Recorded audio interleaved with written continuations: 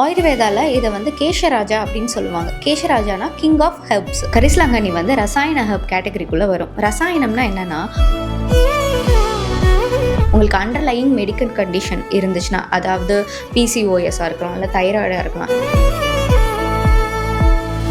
Hair growth சைக்கிள்னு ஒன்று இருக்குது. அதாவது ஆனஜன், கேட்டஜன், டெலிஜன் அண்ட் எக்ஸோஜன். இந்த மாதிரி 4 ஃபேஸ் இருக்குது. ஸோ இந்த செஷனில் நம்ம வந்து ஏன் கரிசலாங்கண்ணி யூஸ் பண்ணுறோம், அதை எந்த மெத்தடில் யூஸ் பண்ணலாம், ஏன் ஆயிலாக யூஸ் பண்ணும்போது எக்ஸ்ட்ரா பெனிஃபிட்ஸ் வருது, இது எல்லாமே டீட்டெயிலாக பார்ப்போம். கரிசலாங்கண்ணியை சான்ஸ்கிரிட்டில் பிரிங்ராஜ் அப்படின்னு சொல்லுவாங்க. இது பல 100 வருஷமாக இருக்கக்கூடிய ஒரு ஹேர் சப்போர்ட் பண்ணுற ஒரு ஹெர்ப். ஆயுர்வேதாவில் இதை வந்து கேஷராஜா அப்படின்னு சொல்லுவாங்க. கேஷராஜானா கிங் ஆஃப் ஹெர்ப்ஸ். அதாவது முடி வளர்றதுக்கான இருக்க ஹெர்ப்ஸில் இதுதான் ராஜா. அந்த அளவுக்கு இதில் இருக்க பொட்டன்சி அண்ட் ஆற்றல் இதெல்லாம் இருக்குது. கரிசலாங்கண்ணி வந்து ரசாயன ஹெர்ப் கேட்டகரிக்குள்ளே வரும். ரசாயனம்னா என்னென்னா, பாடி டிஷ்யூவை ரெஜுமினேட் பண்ணும், நரிஷ் பண்ணும், லாங் டேர்ம் ஹெல்த் மெயின்டைன் பண்ண சப்போர்ட் பண்ணும். ஸோ பிரிங்ராஜ் இந்த மாதிரியான ஒரு சப்போர்ட்டிவ் ட்ரக்காக இருக்குது. கரிசலாங்கண்ணி வந்து நேச்சுரலாகவே பித்தா அண்ட் கஃபத்தை வந்து பேலன்ஸ் பண்ண ஹெல்ப் பண்ணும். அதுக்கு ஒரு நேச்சுரல் கூலிங் ப்ராப்பர்ட்டி இருக்குது, அதாவது சீத்த குணம் இருக்குதுன்னு சொல்லுவாங்க. அதனால் பாடி ஹீட்டை மெயின்டைன் பண்ணுறதுக்கு ஹெல்ப் பண்ணும்.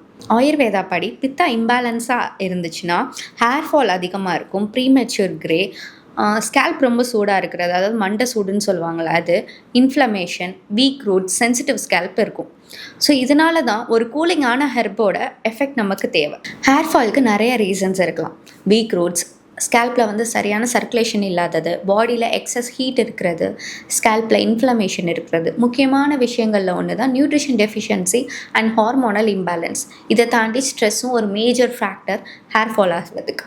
ஹேர் க்ரோத் ஆகிறது நம்ம எல்லாம் ஸ்கேல்புக்கு மேலே நடக்குதுன்னு நினைக்கிறோம். இல்லை, ஸ்கேல்புக்குள்ளே நடக்கிறது. நம்ம யூஸ் பண்ணுற எந்த ஒரு ப்ராடக்டாக இருந்தாலும் அது உள்ளே தான் அப்சர்வ் ஆகி வேலை நடக்கும்.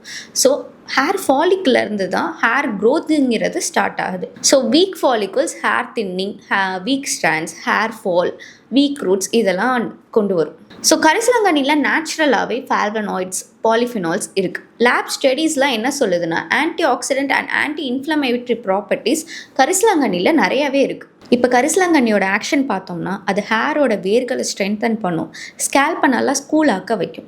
ஸோ இதனால் ரூட் அண்ட் ஃபாலிக்கல் ரெண்டுமே நல்லா நரிஷ்டாக இருக்கும். எக்ஸசிவ் ஹேர் ஃபாலை கிராஜுவலாக ரெடியூஸ் பண்ணவும் ஹெல்ப் பண்ணும். உங்களுக்கு அண்டர்லையிங் மெடிக்கல் கண்டிஷன் இருந்துச்சுன்னா, அதாவது பிசிஓஎஸ்ஸாக இருக்கலாம், இல்லை தைராய்டாக இருக்கலாம், இந்த மாதிரி கண்டிஷன் இருந்துச்சுன்னா இதை ட்ரீட் பண்ணால் தான் ஹேர் ஃபால் வந்து ரெடியூஸ் ஆகும்.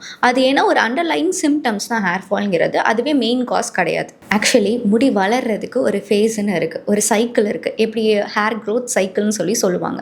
இந்த ஹேர் க்ரோத் ஃபேஸில் ஆனஜன், கேட்டஜன், டெலிஜன், எக்ஸோஜன் அப்படின்னு சொல்லிட்டு 4 ஃபேஸ் இருக்குது. ஆனஜன்னா க்ரோயிங் ஃபேஸ், கேட்டஜன்னா டிரான்சிஷன் ஃபேஸ், டெலிஜன்னா ரெஸ்டிங் ஃபேஸ் அண்ட் எக்ஸோஜன்னா ஷெட்டிங் ஃபேஸ், அதாவது முடி உதிர்றது. எக்ஸோஜன்லேருந்து திரும்பி ஆனஜனுக்கு வரும்.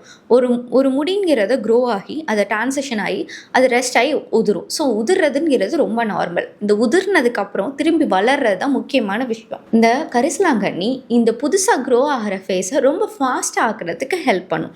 இந்த ஆனஜன் ஃபேஸை ஒரு ப்ரொலாங் பண்ணும், நார்மலாக இருக்கிறது ப்ரொலாங் பண்ணுறதுக்கு ரொம்ப ஹெல்ப் பண்ணும். உடம்புல எக்ஸஸ் பித்தா, அதாவது ஹீட், இதை வந்து ரெடியூஸ் பண்ணும். இதனால் ஹேர் ரூட்ஸ் நரிஷ் பண்ணுறதுனால நேச்சுரலாக பிக்மெண்ட் இருக்குது பிரிங்ராஜில். இது ரெண்டுமே பண்ணுறனால இளநரையை தடுக்கும். அதே மாதிரி அதோட நேச்சுரல் பிக்மெண்டேஷனை மெயின்டைன் பண்ண ரொம்பவே சப்போர்ட்டிவாக இருக்கும். அதே மாதிரி ட்ரை ஸ்கேல்பாக இருக்குது, மைல்ட் ஈச்சிங், அப்புறம் இரிட்டேஷனாக இருக்குது, ஆயில் இம்பேலன்ஸாக இருக்குது, ஃப்ளேக்கிங் ப்ராப்ளம்ஸ் இருக்குது, இது எல்லாத்துக்குமே பெஸ்ட்டு சொல்யூஷன் பிரிங்ராஜ் தான்.